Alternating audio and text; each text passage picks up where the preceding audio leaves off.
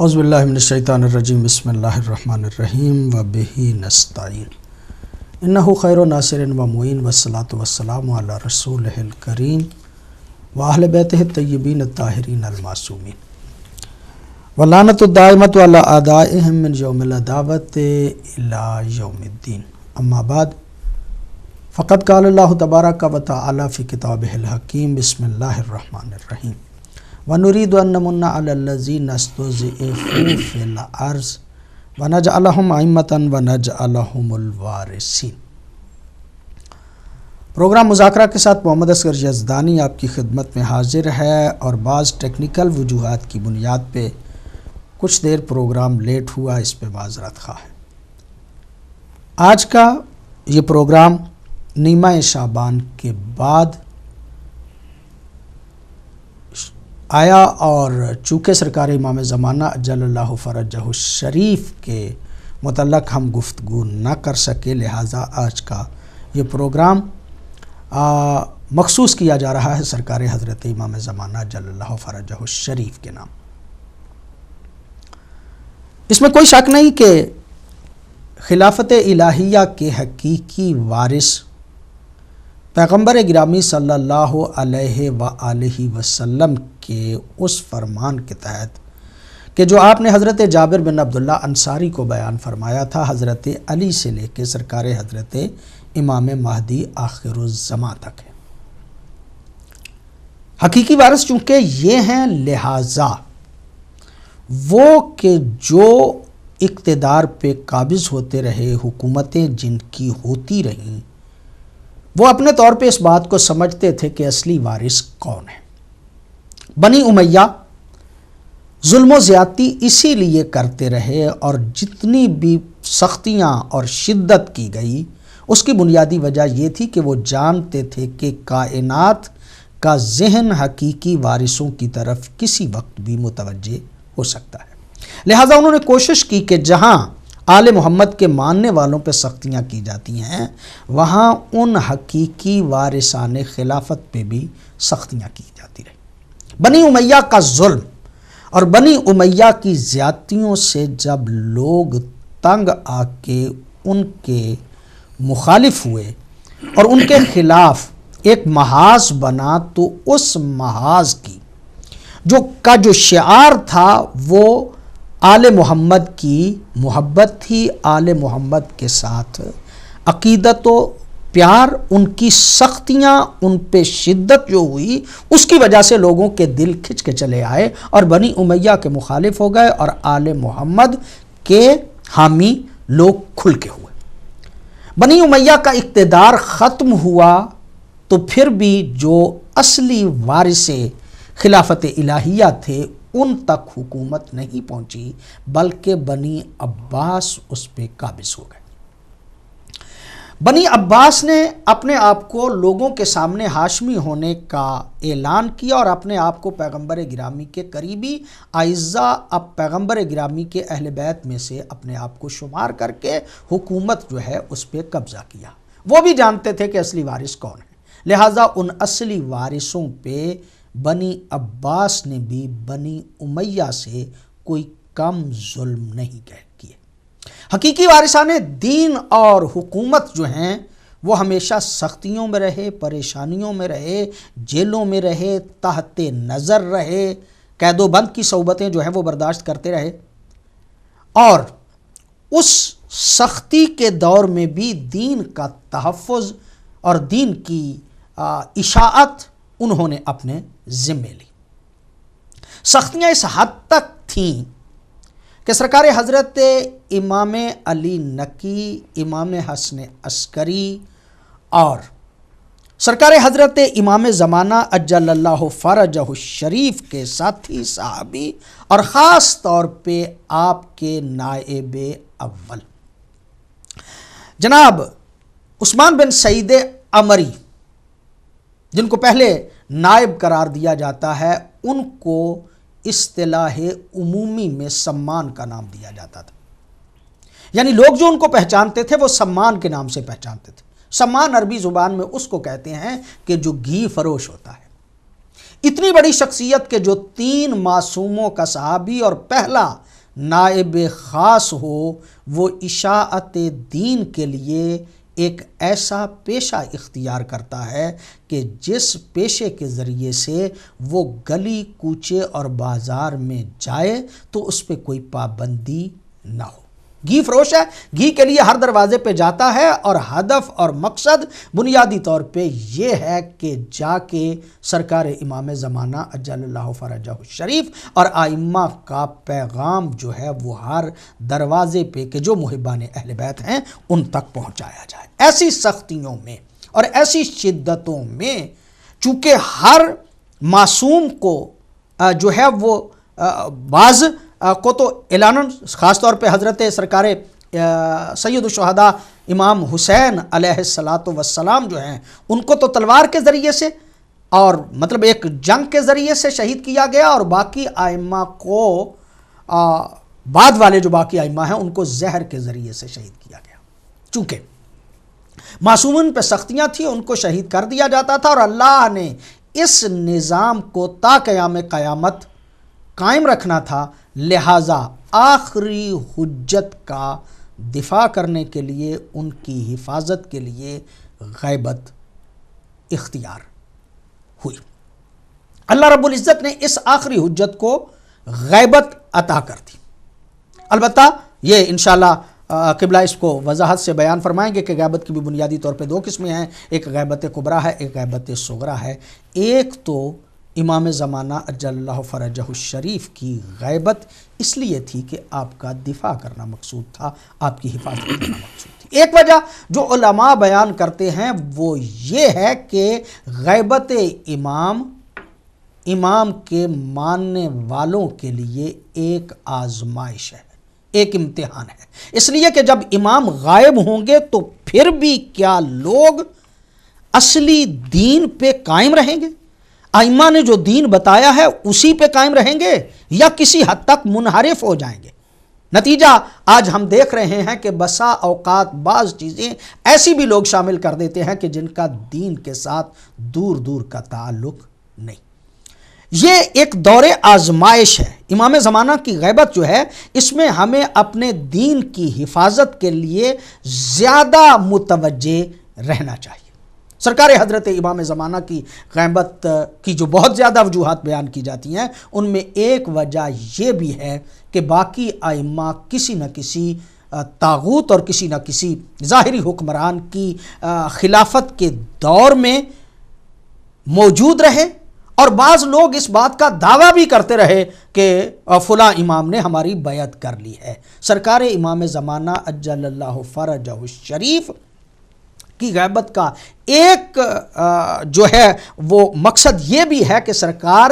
جو ہیں وہ کسی کی حکمرانی کے تابع نہیں رہے، یعنی اگر کہا جائے کہ غیبت جو ہے وہ اس لیے ہوئی کہ کسی کی حکومت جو ہے اس کے دور میں سرکار امام زمانہ جو ہیں وہ نہ رہیں تو یقیناً طور پہ یہ درست ہوگا۔ سرکار حضرت امام زمانہ کا تصور نہ صرف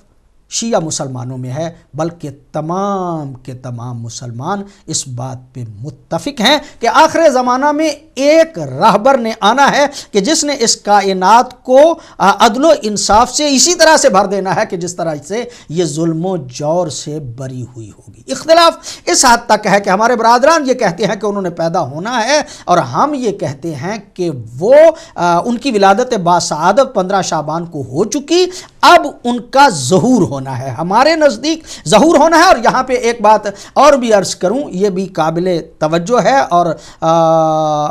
مذہب آل محمد کے ماننے والوں کو اس بات کی طرف توجہ یقیناً رہنی چاہیے کہ جو اس وقت ولادت کے لیے لفظ ظہور استعمال کر رہے ہیں، ظہور امام زمانہ، یہاں پہ ولادت ہی زیادہ مناسب محسوس ہوتا ہے، اس لیے کہ ظہور جو ہے وہ سرکار امام زمانہ کا ہونا ہے۔ ابھی سے اگر ہم ظہور کے قائل ہو جائیں تو پھر اصلی ظہور کے لیے کیا لفظ استعمال کیا جائے گا؟ میں سمجھتا ہوں کہ اس حوالے سے بھی متوجہ رہنے کی ضرورت ہے۔ برادران کے ہاں جو ہے وہ ولادت ہوگی، اور ہمارے ہاں یہ ہے کہ آپ کا ظہور ہوگا۔ اس میں بھی کوئی شک نہیں کہ سرکار حضرت امام زمانہ جل اللہ فرجہ الشریف جو ہیں وہ جب تشریف لائیں گے تو ان کے پیچھے حضرت عیسیٰ جیسے نبی بھی اقتدا میں نماز پڑھیں گے۔ یعنی سرکار کا، پیغمبر گرامی کا یہ نائب خاص، یہ جانشین ایسا جانشین ہے کہ جس کے پیچھے عیسیٰ جیسا نبی بھی نماز پڑھے گا۔ میرے ساتھ شریک گفتگو ہیں جناب علامہ فدا بخاری صاحب۔ قبلہ آپ کی بڑی مہربانی، بڑی نوازش۔ میں نے ابتدا میں مختصر سی بات کی، سرکار حضرت امام زمانہ اجل اللہ فرجہ الشریف کے حوالے سے ابتدا میں تھوڑا سا ان کی ابتدائی حالات جو ہے وہ بیان کر کے پھر آگے بڑھنے کی کوشش جی بہت شکریہ جناب۔ بسم اللہ الرحمن الرحیم، الحمدللہ رب العالمین باری الخلائق اجمعین، والصلاة والسلام علی اشرف الانبیاء والمرسلین سیدنا و نبینا و مولانا بالقاسم محمد، والصلاة والسلام علی اہل بیتہ الطیبین الطاہرین المعصومین۔ اما بعد، فقد قال اللہ تبارک و تعالی فی کتابہ المجید والفرقان الحمید وقولہ الحق، یوم ندعو کل اناس بامامہم فمن اوتی کتابہ بیمینہ فاولئک یقرؤون کتابہم ولا یظلمون فتیلا ومن کان فی ہذہ اعمی فہو فی الآخرۃ اعمی واضل سبیلا۔ ارشاد رب العزت ہو رہا ہے، سورہ بنی اسرائیل کی آیت نمبر 71 اور 72 ہے، یوم ندعو کل اناس بامامہم، قیامت کے دن ہم ہر شخص کو اس کے امام کے ساتھ بلائیں گے، اور جس کے دائیں ہاتھ میں اس کا نامہ اعمال دے دیا گیا، فاولئک یقرؤون کتابہم، تو پھر وہ اپنے اپنے نامہ اعمال کو پڑھیں گے، ولا یظلمون فتیلا، اور کسی پر ذرہ برابر بھی ظلم نہیں کیا جائے گا، اور جو اس دنیا میں اندھا رہا فہو فی الآخرۃ اعمی، وہ آخرت میں بھی اندھا ہوگا، واضل سبیلا، اور وہ راستے کے اعتبار سے گمراہ تر ہوگا۔ ہر زمانے میں امام حق اور امام باطل دونوں موجود ہوتے ہیں۔ جہاں باطل کی طرف دعوت دینے والے شیطان اور اس کے ہم نوا ہوتے ہیں، وہاں حق کی طرف دعوت دینے والے اور حجت پوری کرنے والے امام کا وجود بھی ضروری ہے۔ چنانچہ امام حق کے ساتھ محشور ہونے والوں کو ان کا نامہ اعمال سیدھے ہاتھ میں، دائیں ہاتھ میں دیا جائے گا۔ انتخاب امام میں اور حق کی پیروی کرنے کے مسئلے میں جو لوگ دنیا میں اندھے ہوں گے، بابصیرت نہیں ہوں گے، تو وہ آخرت میں بھی اندھے ہی رہیں گے۔ تو عزیزان گرامی، یہ جو پروگرام آج کا ہو رہا ہے امام زمانہ عجل اللہ تعالی فرجہ الشریف امام مہدی علیہ السلام کے بارے میں ہے، کیونکہ یہی مہینہ شعبان کا، اور ابھی چند ہی دن ہوئے ہیں کہ امام زمانہ کی ولادت باسعادت کا دن 15 شعبان، جس کو نیمہ شعبان ہم کہتے ہیں، تو اس رات آپ کی ولادت باسعادت ہوئی ہے۔ شہر سامرا میں آپ کی ولادت ہوئی، عراق کا شہر ہے سامرا، اور آپ کے والد گرامی امام حسن عسکری علیہ السلام 11ویں امام ہیں، اور آپ کی والدہ گرامی نرجس خاتون ہیں۔ 255 ہجری میں آپ کی ولادت ہوئی ہے، اور 260 ہجری میں آپ کے والد گرامی کی جب شہادت ہوئی ہے تو اس وقت آپ عہدہ امامت پر رسمی طور پر فائز ہوئے ہیں، اور 260 ہجری میں ہی جب حکومت وقت کی طرف سے آپ کو گرفتار کرنے کی کوشش کی گئی، اور معتمد عباسی اور معتزد یہ دو تھے، اور جس نے آپ گرفتاری کی کوشش کی ہے وہ معتزد ہے، تو جب ان کے سپاہی آپ کو گرفتار کرنے کے لیے آئے ہیں تو اس وقت امام جو ہیں وہ سرداب میں تشریف لے گئے، اور وہ انتظار کرتے رہے، دیکھتے رہے، ڈھونڈتے رہے کدھر ہیں، اور اسی وقت سے آپ کی غیبت شروع ہو گئی، اور یہ غیبت کا زمانہ تقریباً 69 سال تک جاری رہا، اور اس 69 سال میں آپ نے غیبت صغریٰ کے زمانے میں اپنے 4 جو نائب خاص سے مقرر کیے ہیں۔ پہلے جو نواب اربعہ میں سے پہلے جو ہیں ان کا نام ہے ابو عمرو عثمان بن سعید عمری، تو ان کی جو ہے نیابت کی مدت وہ ہے 5 سال 260 ہجری سے 265، اور دوسرے ہیں انہی کے بیٹے ہیں محمد ابن عثمان، وہ 265 سے 305 ہجری تقریباً 40 سال کا عرصہ ہے، اور تیسرے ہیں جناب حسین ابن روح جو 305 ہجری سے 326 ہجری 21 سال ان کا دورانیہ ہے، اور ان کے بعد ہیں علی بن محمد ثمری، ان کا 326 سے لے کر 329 سال، یہ کل 69 سال جو ہے غیبت صغریٰ ہے۔ اور اس کے بعد جو آخری جو آپ کے نائب ہیں علی ابن محمد ثمری، ان کو امام زمانہ کی طرف سے لیٹر موصول ہوا، اس کو اصطلاح میں یہ توقیع کہتے ہیں، توقیع مبارک وہ آئی، اور جس میں آپ نے فرمایا تھا کہ بسم اللہ الرحمن الرحیم، یا علی ابن محمد الثمری اعظم اللہ اجر اخوانک فیکا، ان کا نام ہے علی ابن محمد جو آپ کے نائب ہیں، کہ اللہ تبارک تعالیٰ تیرے بھائیوں کو تیری یعنی وفات کی وجہ سے اجر عظیم دے۔ فَإِنَّكَ مَيِّتٌ مَا بَيْنَكَ وَبَيْنَ 6 أَيَّامٍ، آپ جو ہیں 6 دن کے بعد جو ہیں اس دنیا سے چلے جائیں گے۔ فَجْمَعْ أَمْرَكَ، اور اپنے امور کو آپ جمع کر لیں۔ فَلَا تُوصِي إِلَىٰ أَحَدٍ فَيَقُومَ مَقَامَكَ بَعْدَ وَفَاتِكَ، اب آپ نے اپنے بعد کسی کو جانشین نہیں مقرر کرنا ہے۔ فَقَدْ وَقَعَتِ الْغِيبَةُ التَّامَّةُ، اب جو غیبت تامہ اور غیبت صغریٰ اس کے بعد غیبت کبریٰ شروع ہو گئی ہے۔ فَلَا ظُہُورَ إِلَّا بَعْدَ إِذْنِ اللَّهِ، اب ظہور اس وقت ہوگا جب اللہ کا اذن ہوگا۔ وَذَلِكَ بَعْدَ طُولِ الْأَمَدِ، اور یہ بہت طولانی مدت کے بعد ہوگا۔ وَقَسْوَةِ الْقُلُوبِ وَامْتَلَاءِ الْأَرْضِ جَوْرًا، اور یہ اس وقت ہوگا جب دل جو ہیں لوگوں کے پتھر یعنی بڑے سخت ہو جائیں گے، اور زمین جور اور ظلم سے بھر چکی ہوگی۔ تو یہ امام زمانے کا جو علیہ السلام کا جو خط ہے آخری اپنے نائب خاص کے نام وہ آیا، اور اس میں پھر آپ نے یہ بھی فرمایا کہ ایک شخص ہے جس نے پوچھا، وہ قم کے تھے، کہ انہوں نے پوچھا کہ اب آپ کی جب غیبت ہوگی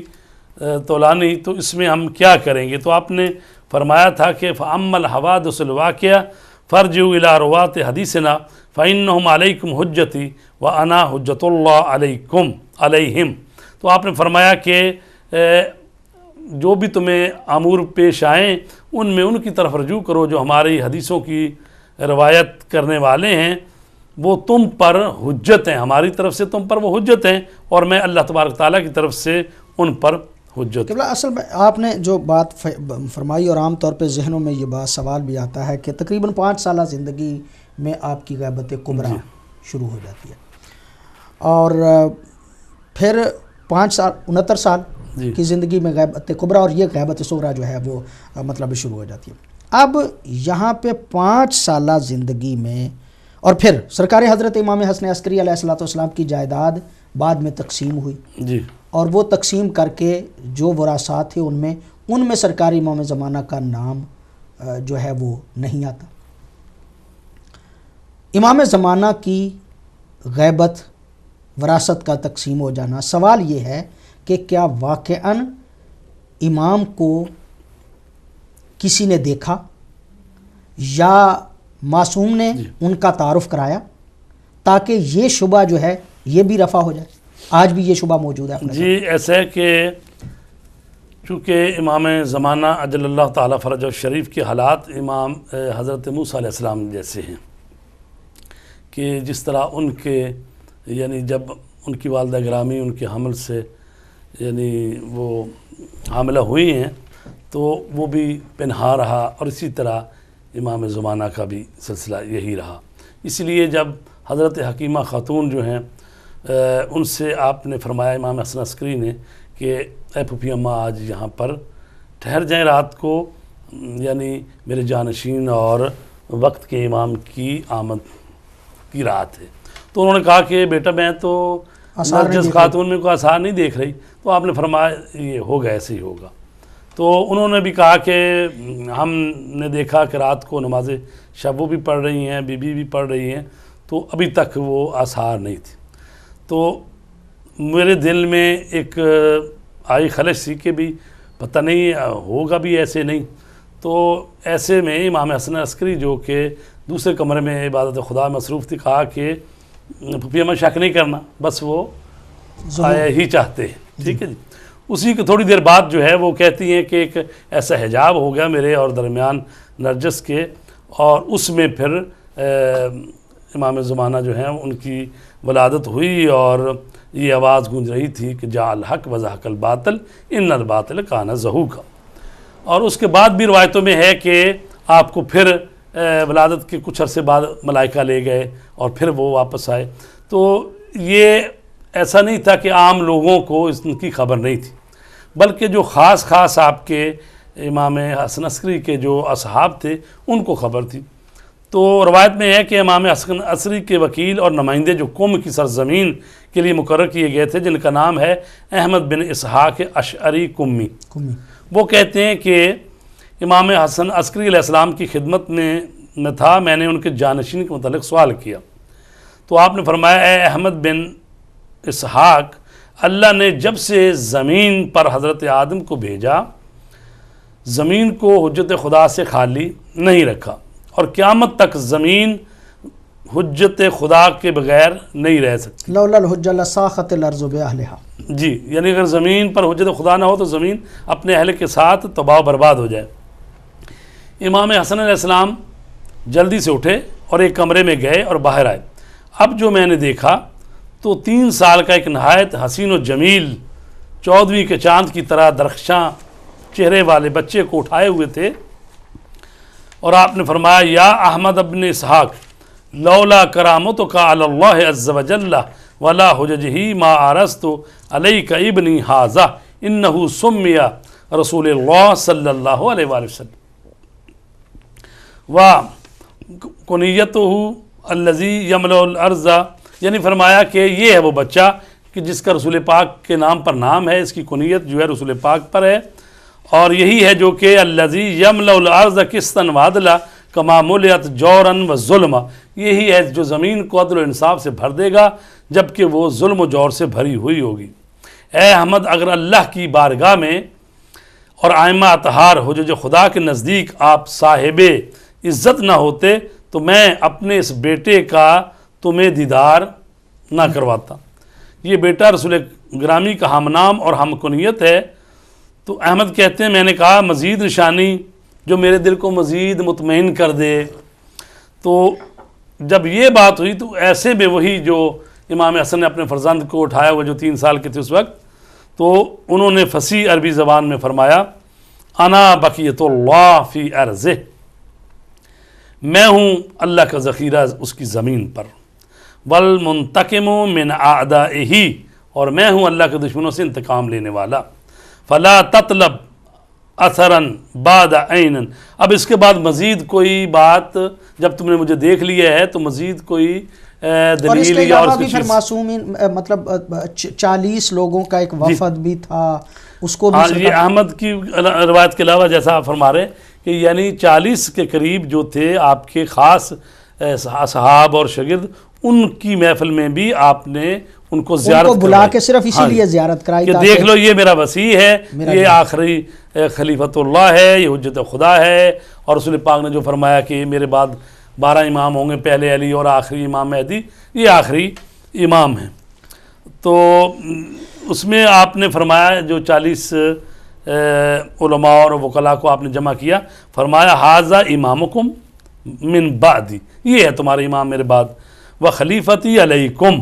اور میرے جانشین ہیں تم پر، اطیعوا ولا تتفرقوا من بعدی فتہلکوا فی ادیانکم، کہ ان کی اطاعت کرنا اور آپس میں تفرقے میں نہ پڑنا، تو اس طرح سے پھر تم اپنے دین میں ہلاک ہو جاؤ گے اگر تم نے اس کی اطاعت نہ کی اور اس کی بات نہ مانی. تو اچھا یہ تو قبلہ مطلب غیبت ہوئی سرکار کی، غیبت کا کیا فائدہ کیا ہے، کیوں غیبت؟ جی ایسا ہے کہ 2 چیزیں ہیں. ایک تو یہ ہے کہ غیبت کیوں ہوئی، ایک یہ ہے پھر بالآخر غیبت کا فائدہ کیا ہے. فائدہ تو غیبت کا تو آپ نے اشارہ کر ہی دیا تھا کہ لوگوں کی آزمائش کے لیے یہ کام ہوا ہے، پھر یہ ہے کہ امام کی جان کو خطرہ تھا، حفظ جان امام ہوئی، اور اسی طرح یہ تھا کہ وقت کے طاغوتوں کے پریشر میں وہ نہ رہیں، یا جیسا کہ آپ نے فرمایا کہ جس طرح لوگ دعویٰ کرتے ہیں کہ بھی جو باقی ائمہ تھے انہوں نے وقت کے جو خلیفہ ان کی بیعت کر لی تھی، تو اب اس قسم کا کوئی شک و شبہ نہ رہے کہ امام جو ہیں کسی بھی طاغوت کے پریشر میں، کسی کی بیعت میں، کسی میں، یعنی بالکل اس قسم کا کوئی بھی ابہام نہ ہو۔ تو امام جو ہیں وہ اس لیے غائب ہوئے ہیں۔ اب غیبت کا فائدہ یہ ہے، اور اس کا بھی فائدہ رسول پاک نے بتایا۔ جب لوگوں نے پوچھا کہ یا رسول اللہ آپ کہتے ہیں کہ آپ کے آخری جو جانشین ہوں گے وہ پھر غائب بھی ہوں گے طویل عرصہ، تو آخر اس کا فائدہ کیا ہوگا لوگوں کا؟ جبکہ امام تو آتا ہے ہدایت کے لیے، لوگوں کی ہدایت کے لیے، نبی اور امام کا کام ہے لوگوں کو ہدایت دینا۔ تو جب یہ معاملہ نہ ہو درمیان میں، تو پھر ان کو باقی رکھنے کا، طولانی کرنے کا، ان کی غیبت کو کیا فائدہ ہے؟ تو رسول پاک نے فرمایا تھا، اور اسی طرح ائمہ نے ان کی پیروی میں ائمہ نے بھی فرمایا یہ ہے کہ جس طرح سے خورشید جو ہے وہ چھپ بھی جائے بادلوں کے پیچھے، اس کے باوجود اس کی روشنائی سے، اس کے نور سے زمین کو اور اہل زمین کو اور باقی جانداروں کو، تمام حیات کو فائدہ پہنچ رہا ہوتا ہے۔ تو اسی طرح امام زمانہ جو ہے اگرچہ پردہ غیبت میں بھی ہوں گے، لیکن پھر بھی ان کے وجود اقدس سے فائدہ پہنچ رہا ہوگا۔ اور میں سمجھتا ہوں یہ بھی بہت اچھی مثال دی کہ چونکہ اس پوری کائنات کا دار و مدار سورج پہ ہے، اور سورج کا فیض جو ہے وہ بادلوں کے باوجود بھی کائنات کو پہنچتا رہتا ہے، اور امام زمانہ جو ہوتے ہیں وہ بھی بنیادی طور پہ قطب ہوتے ہیں، وہ بھی مرکز ہوتے ہیں، قطب عالم امکان ہوتے ہیں، تو ان کا فائدہ غیبت میں بھی اس طرح سے پہنچتا رہتا ہے کہ جس طرح سورج کا بادلوں میں چھپ کے بھی فائدہ جو ہے وہ اور پھر علامہ صاحب بات یہ ہے کہ صرف ہدایت ہی نہیں ہے مراد، بلکہ ہدایت کے علاوہ ان کا وجود جو ہے نا وہ اس کائنات میں اللہ نے اس طرح سے بنایا ہے کہ وہ واسطہ فیض ہیں، جس رسول پاک کی ذات اور آل محمد کی ذات بابرکات جو ہے نا وہ واسطہ در فیض ہیں، یعنی اللہ نے اسی طرح اس نظام کو بنایا ہے کہ اس کائنات میں امام کا وجود ہونا ضروری ہے۔ یہ جو بات ہے کہ اگر امام کا وجود زمین پر نہ ہو تو زمین فنا ہو جائے، تو چاہے وہ بالمشافہ ہدایت نہ بھی کر رہے ہوں، لیکن ان کا وجود ہونا اس زمین پر یہ ضروری ہے کہ اس زمین پر ان کا وجود قرآن حکیم کی آیت امام زمانہ کے بارے میں جو کہی جاتی ہے لِیُظْہِرَہُ عَلَى الدِّینِ کُلِّہ، کہ وہ غلبہ حاصل ہو جائے گا۔ اس غلبے کا کیا معنی ہے؟ میں ایک اور اس کا فائدہ جو ہے نا وہ کہا گیا ہے کہ امید بخشی، یعنی جب کسی بھی قوم کو، ملت کو ایک امید ہوتی ہے نا کہ ہمارا رہبر قائد زندہ ہے اور وہ ظہور کرے گا، تو اس سے ایک ڈھارس اور امید بندی رہتی ہے، چونکہ اسی امید پر دنیا قائم ہے۔ تو اب آپ دیکھتے ہیں کہ دنیا بھر میں کس طرح سے ظلم و بربریت کا بازار گرم کیا گیا ہے، اور اہل بیت اطہار کو ماننے والے اور خصوصاً شیعان حیدر کرار پر کس طرح دنیا میں ان پر زمین تنگ کی جا رہی ہے۔ آپ دیکھیں کہ مصر میں ابھی تازہ واقعہ ہوا کہ ایک بہت بڑے عالم دین کو اور شیعوں کو گھروں سے نکال کر قتل کیا، ان کی لاشوں کو بازاروں میں پھیرایا گیا۔ انڈونیشیا کے ایک جزیرے میں شیعہ ان کو مارا گیا، اور اسی طرح پاکستان میں تو آئے دن یہ بات ہو رہی ہے، اور اسی طرح کا جہاں جہاں بھی شیعان حیدر قرار موجود ہیں ان پر صرف اسی وجہ سے ان پر زمین تنگ کی جا رہی ہے، ان کو قتل کیا جا رہا ہے، ان کو مارا جا رہا ہے، کیوں کہ وہ اسی امام زمانہ کی آمد کے منتظر ہیں، انہی کی عدالت کے منتظر ہیں، انہی کی حکومت کے منتظر ہیں، اور یہی امید جو ہے وہ ہمیں تقویت دیتی ہے کہ ہمارا وارث زندہ ہے۔ اور خود امام نے بھی فرمایا ہے کہ ایسا نہ سمجھو کہ ہمیں تمہاری فکر نہیں ہے، بلکہ آپ فرماتے ہیں کہ اِنَّا غیر محملین لمراعتکم ولا ناسین لذکرکم ولولا ذالک لنزل بکم اللاعوہ واستلمکم الاعداء فاتقوا اللہ جل جلالہ وظاہرون۔ فرماتے ہیں ہم آپ کے حالات کی رعایت میں کوتاہی نہیں کرتے اور تمہیں یاد رکھنے میں بھولتے نہیں ہیں۔ اگر ہم تمہارا خیال نہ رکھتے تو دشمن تمہیں جڑ سے اکھاڑ دیتے۔ اللہ سے ڈرتے رہیں اور ہماری حمایت کرتے رہیں۔ تو یعنی یہ امام زمانہ علیہ الصلوۃ والسلام جو ہیں اللہ کی طرف سے نمائندہ حجت خدا ہیں، اور وہ ہم پر نظر کرم رکھتے ہیں، عنایت رکھتے ہیں، اپنی دعاؤں میں ہمیں یاد رکھتے ہیں، اور اپنے ماننے والوں پر مسلسل ان کی نگاہ کرم ہے۔ وَإِلَّا جس طریقے سے یہ ظالم شروع ہوئے ہیں، تو خدا کا شکر ہے کہ ابھی جو ہیں وہ رسول پاک کی وفات کے بعد جہاں صرف مولا علی علیہ الصلوۃ والسلام کے ساتھ صحیح معنوں میں جان نثار اور ان کے پیروکار اور شیعہ 25 سے 26 آدمی تھے، اور اب الحمدللہ 25-26 کروڑ ہیں۔ لیکن ظاہر ہے کہ یہ دنیا جو آگے بڑھ رہی ہے، انسانیت حقیقت کی طرف آئے گی، اور امام زمانہ علیہ الصلوۃ والسلام کا ظہور ہوگا اور ان کا غلبہ ہوگا۔ یہی جو سوال آپ نے پوچھا ہے کہ غلبے کی بات، تو قرآن مجید میں ہے هو الذی ارسل رسولہ بالہدی ودین الحق لیظہرہ علی الدین کلہ ولو کرہ المشرکون، سورہ صف کی آیت نمبر 9 ہے، جس میں کہا کہ ہم نے اپنے رسول کو دین حق کے ساتھ بھیجا تاکہ وہ اپنے دین کو تمام ادیان پر غالب کر دے، اگرچہ یہ بات مشرکوں کو ناپسند ہے۔ تو ہم دیکھتے ہیں کہ رسول پاک تشریف لائے اور 23 سال تبلیغ کی، دنیا سے چلے گئے، تو اس وقت تو جزیرۃ العرب میں اسلام کا غلبہ ہوا،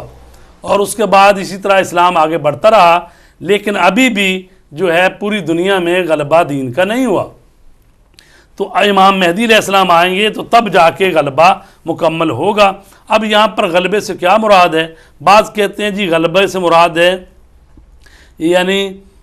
نسبی اور موضعی، یعنی ہر علاقے میں، ہر جگہ، ہر ملک میں بہرحال مسلمانوں کی کچھ تعداد ہوگی، یہ مراد ہے غلبے سے۔ بعض مفسرین کہتے ہیں غلبے سے مراد یہ ہے کہ جزیرۃ العرب میں غلبہ ہو جائے گا۔ بعض کہتے ہیں جی غلبے سے مراد یہ ہے کہ اسلام کا پیغام پہنچ جائے گا، لوگوں کو آگاہی ہو جائے گی کہ اسلام بھی ایک دین ہے اور لوگ جان جائیں گے۔ تو اس تفسیر میں لیظہرہ جو ہے اس کی تفسیر جو ہے آگاہی اور علم پیدا کرنا یہ لی گئی ہے۔ اچھا، ایک تفسیر یہ کی گئی ہے کہ غلبے سے مراد یہ ہے غلبہ منطقی اور فکری غلبہ ہے، یعنی اسلام کی منطق اور فکری طور پر اسلام جو ہے چھا جائے گا۔ اچھا، پانچویں جو تفسیر کی گئی ہے، اور وہی تفسیر جو ہے بہترین ہے، کہ غلبے سے مراد اسلام کی حاکمیت ہے اور کامیابی ہے تمام دوسرے ادیان پر۔ جب امام مہدی علیہ السلام آئیں گے اور حضرت عیسیٰ کا نزول ہوگا تو غلبہ جو ہے یعنی حکومت امام زمانہ کی پوری دنیا پر ہو جائے گی۔ یملا اللہ الارض قسطم و عدلا یہ تبھی ہو سکتا ہے کما مولئت ظلم و جورا، جیسے ظلم و جور سے بری تھی اب ایسے عدل و انصاف ہوگا۔